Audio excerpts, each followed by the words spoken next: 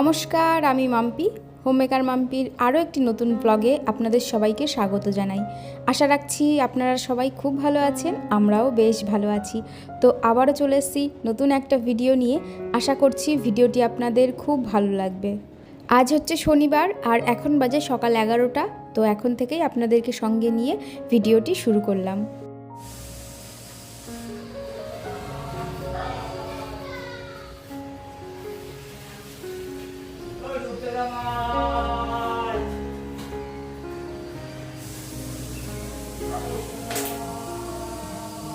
সকালের ব্রেকফাস্ট, সমস্ত কাজ সংসারের, তার পাশাপাশি স্নানও আমার হয়ে গেছে।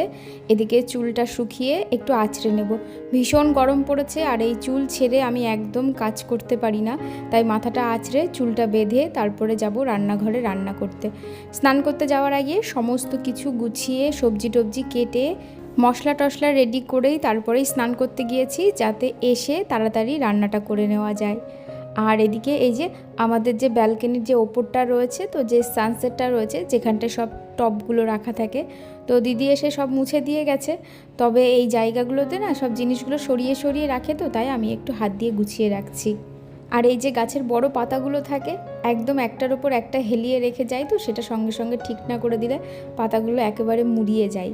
বাড়িতে যে কোনো প্লান্ট রাখতে ভীষণ ভালো লাগে, তবে সেই প্লান্টগুলো যদি একদম সতেজ আর তরতাজা থাকে তাহলে মনটা আরও বেশি ভালো হয়ে যায়। আমাকে অনেকেই বলেছে, মাম্পি তোমার ব্যালকনিতে কি কি প্লান্ট আছে অবশ্যই দেখিও, তুমি কি কি ইনডোর প্লান্ট লাগিয়েছো। যদিও বেশিরভাগই সব অনেক পুরনো, মানে প্রায় 1-2 বছর পুরনো, আর কিছু কয়েকটা আছে যেগুলো রিসেন্ট নিয়ে এসেছি, কিছুদিন আগে আপনাদের সঙ্গে শেয়ারও করেছি। রিসেন্ট বলতে তাও আনা হয়েছে 2-2.5 মাস তো হতেই গেল। এই যে গাছটা দেখতে পাচ্ছেন, এই গাছটার পাতাগুলো না সব শুকিয়ে পাতাগুলো সব ঝরে গিয়েছিল। আমার এত খারাপ লাগছিল, আমি তো মনে করলাম গাছটা আমি বাঁচাতেই পারবো না। তারপরে বৃষ্টির জল পড়ার পরে দেখলাম আবার কচি কচি পাতা বেরিয়েছে, এত ভালো লাগছে। একটা টপের মধ্যে মানি প্লান্ট অনেক দিন আগেই লাগিয়ে রেখেছিলাম, সেটাই বেয়ে বেয়ে অনেকটা লম্বা হয়ে গেছে। আর তার পাশাপাশি মাঝে যে গাছটা দেখতে পাচ্ছেন, কুজিকুঠির থেকে নিয়ে এসেছিলাম গত বছরে, সেই গাছটা এত পাশ দিয়ে চারা বেরিয়ে এত ঝাঁকড়া হয়ে গেছে, খুব ভালো লাগছে। তবে এই গাছটার নাম কি আমি জানি না, আপনারা যদি জেনে থাকেন তাহলে কমেন্টে একটু জানিয়ে দেবেন। আর এই যে সবুজ রঙের বড় পাতাওয়ালা যে গাছটি দেখতে পাচ্ছেন, এটার নাম যত সম্ভব ডাম্পকিন। এটা আমি পট সহকারেই আমি নার্সারি থেকে নিয়ে এসেছিলাম, ভীষণ ভালো রয়েছে এখনও পর্যন্ত। আর তার পাশেই রয়েছে এটা একটা টি গাছ, মানে এটা ওই পাতাবাহারই, তবে এটার আমি দেখলাম গুগলে, তো এটা টি বলেছে এই গাছটার নাম, জানি না এর ডাক নামটা কি। আর এই গাছটা নিয়ে এসেছি প্রায় 2 বছর হতেই গেল, আর এখান দিয়ে এই যে পাশ দিয়ে দেখলাম নতুন চারা গজিয়েছে, এত ভালো লাগছে।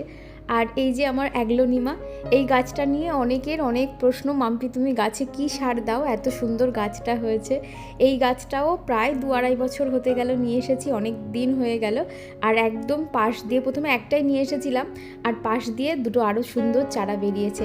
এটাকে আমাকে আলাদা করে রিপোর্ট করব, তবে আমার ঘরে না ভার্মি কম্পোস্টটা নেই, বিজয়কে আনতে বলেছি, ও আনলে আমি এগুলোকে আলাদা পটে আবার রিপোর্ট করে নেব। তার পাশাপাশি একটা রাবার প্লান্ট গাছ রয়েছে, স্নেক প্লান্ট রয়েছে, তার পাশাপাশি এখানে একটা ড্রেসিনা গাছ রয়েছে, আর আমার এই যে তুলসী গাছ রয়েছে দুটো টপে। আর ঘরের মধ্যে বেশ কিছু আমার স্নেক প্লান্ট রাখা থাকে সব সময়ের জন্য। আর এরপরে অন্য একদিন আপনাদের সঙ্গে শেয়ার করব আমার ছাদে কি কি গাছ রয়েছে।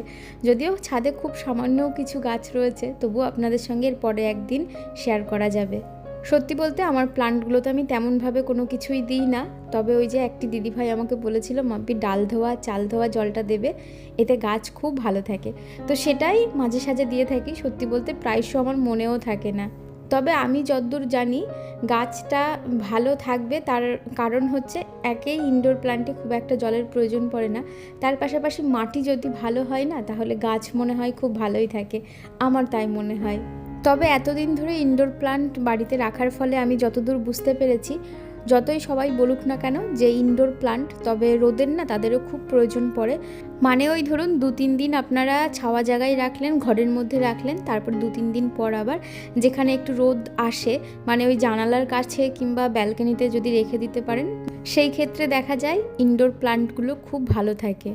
যাই হোক, এদিকে কথা বলতে বলতে আমি রান্নাঘরে এসে রান্না করাও শুরু করে দিয়েছি। আপনাদেরকে বললাম স্নান করতে যাওয়ার আগে সমস্ত কিছু গুছিয়ে জোগাড় করেই রেখে গেছি। তো এই যে আজকে রান্না করব, আজকে যেহেতু শনিবার নিরামিষ, তো সেই কারণেই আজকে রান্না করব হচ্ছে পনির করব, আর তার সঙ্গে একটু ভেন্ডি দিয়ে আলু দিয়ে সর্ষে পোস্ত করব। মিক্সারের যে জারটা রয়েছে এর মধ্যে পনিরের মশলাটা করে রেখেছি, আর বাটির মধ্যে সর্ষে পোস্ত কাঁচা লঙ্কার পেস্টটা বানিয়ে রেখেছি। আর এই যে এই পনিরটা প্রায় 10 দিন আগে নিয়ে আসা হয়েছে। আমি না এইরকম অনেক দিন ধরে ফ্রিজের মধ্যে পনির, মাছ এগুলো স্টোর করে খেতে একদম পছন্দ করি না। এইটাই অনেক দিন আগে সেই বিজয় কবে নিয়ে এসেছিল, করব করে করাই হয়নি। তারপরে বাবুর জন্মদিনে বাপের বাড়িতে গিয়েছিলাম, তার মাঝেও 1-2 দিন, যাই হোক যেভাবেই হোক পনিরটা করা হয়নি।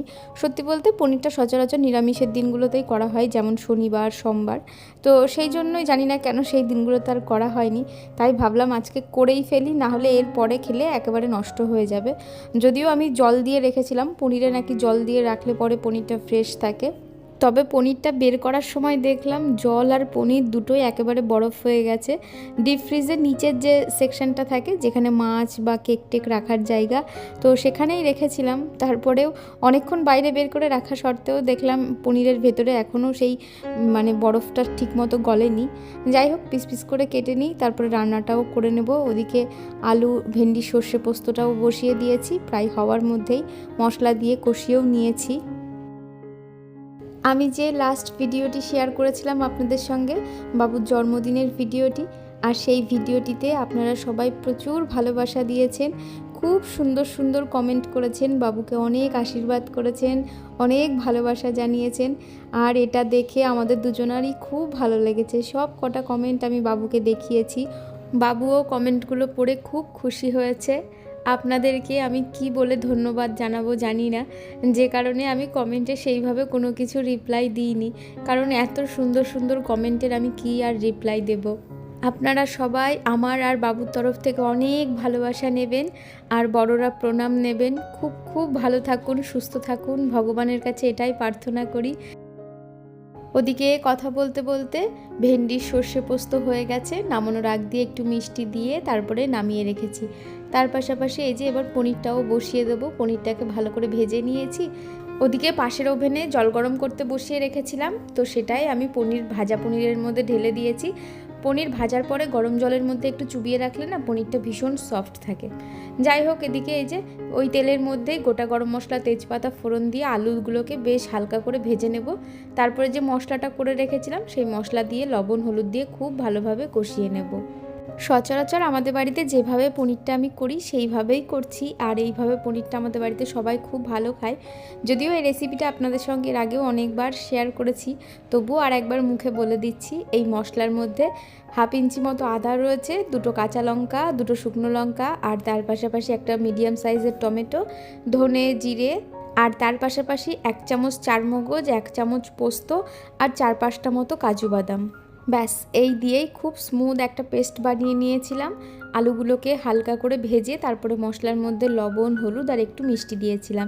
একবারে মশলাটা কষার সময় আমি মিষ্টিটা দিয়ে ভালো করে কষিয়ে নিয়েছি, আপনারা চাইলে পরেও দিতে পারেন। যাই হোক, ভালো করে তেল ছাড়া পর্যন্ত মশলাটা কষানো হয়ে যাওয়ার পরে যে জলের মধ্যে পনিরটা চুবিয়ে রেখেছিলাম সেই জলটাকে ছেঁকে আমি এই পনিরের তরকারির মধ্যে দিয়ে দিলাম। এবার ঝোলটা ভালো করে ফুটে উঠলে তারপরে আমি পনিরগুলোকে দিয়ে বেশ ভালোভাবে ওই হাই ফ্লেমে 10 মিনিট মতো ফুটিয়ে নিলেই তাহলেই পনিরটা হয়ে যাবে। নামানোর পরে একটু বেশি করে ঘি, আর নামানোর আগ দিয়ে একটু গরম মশলা, ব্যাস এই দুটো দিলেই খুব সুন্দরভাবে হয়ে যায়। আর এই পনিরের তরকারিটা খেতেও খুব ভালো লাগে। এদিকে এই যে আমি গরম মশলাটাও মিশিয়ে নিয়েছি।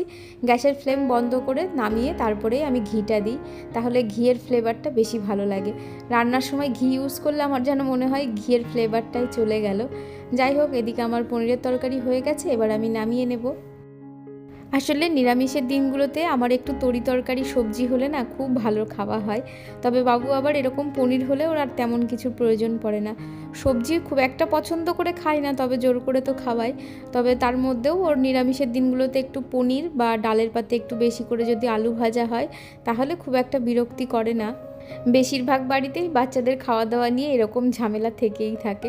সব বাড়িতে না, কিছু কিছু বাচ্চাদের দেখেছি আবার খুব তৃপ্তি সহকারে মা যা রান্না করে দেয় তাই খায়। তবে কিছু কিছু বাড়িতে আবার আমার ছেলের মতো কয়েকজন আছে আমি জানি, যারা যে কোনো খাবার খেতে চায় না, খাওয়া নিয়ে ভীষণ বায়না। আমি ছোটোবেলায় খাওয়া নিয়ে কত রকমের আইঝাই ছিল, এ মাছ খাবো না, ও মাছ খাবো না। আমার বাবা যেহেতু সব রকম মাছ খেতে ভালোবাসতো, তাই আমাদের বাড়িতে ঘুরিয়ে ফিরিয়ে সব রকম মাছই আসতো। তবে নদীর মাছগুলো বেশি আসতো, সমুদ্রের মাছ আমাদের বাড়িতে তেমন একটা কেউই খেত না। তবে তবুও ঘুরিয়ে ফিরিয়ে বিভিন্ন রকমের মাছ আসতো, আর আমি মাছ খেতে খুব একটা পছন্দ করতামই না। সেই কারণে যেদিনকে মাছ টাছ রান্না হতো, আর কি, যে মাছগুলো আমি খুব একটা পছন্দ করি না, সেই দিনগুলোতে কি করতাম, সাইকেল নিয়ে মাসির বাড়ি চলে যেতাম, মাসির বাড়িতে যেয়ে খেয়ে আসতাম।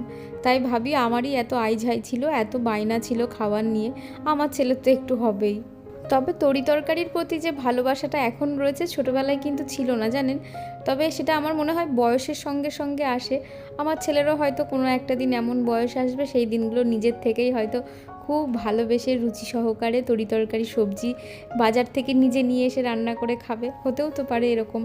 যাই হোক, এদিকে কথা বলতে বলতে রান্না আমার হয়ে গেছে। রান্নার পাশাপাশি রান্নার যে বাসনগুলো ছিল সেগুলো মেজে রান্নাঘরটাকেও খুব ভালোভাবে পরিষ্কার করে নিয়েছি। একদম ওভেন টোভেন মুছে কাউন্টার টপ সুন্দর করে পরিষ্কার করে গুছিয়ে নিয়েছি। আর এই যে রান্নাগুলোকেও সব জায়গা মতো গুছিয়ে রেখে দিয়েছি। তো চলুন রান্নার ফাইনাল লুক আপনাদের সঙ্গে শেয়ার করা যাক। একদম অতি সাধারণ শনিবারের রান্না, সর্ষে পোস্ত দিয়ে ভেন্ডি, তার সঙ্গে আলু পনিরের তরকারি। দুটো রান্নাই খেতে খুব ভালো হয়েছিল। ওদিকে বাবু বলল আমাকে খেতে দাও, তো ওকে খাবারটা বেড়ে দিই, আমি পরে খেয়ে নেব। তো চলুন ভিডিওটা আজকে এখানেই শেষ করছি। আর আজকের ভিডিওটা আপনাদের কেমন লাগলো অবশ্যই কমেন্ট করে জানাবেন। ভালো লাগলে একটি লাইক করবেন। আবারও দেখাবে নতুন একটা ভিডিও নিয়ে, ততক্ষণ সুস্থ থাকবেন, ভালো থাকবেন, টাটা।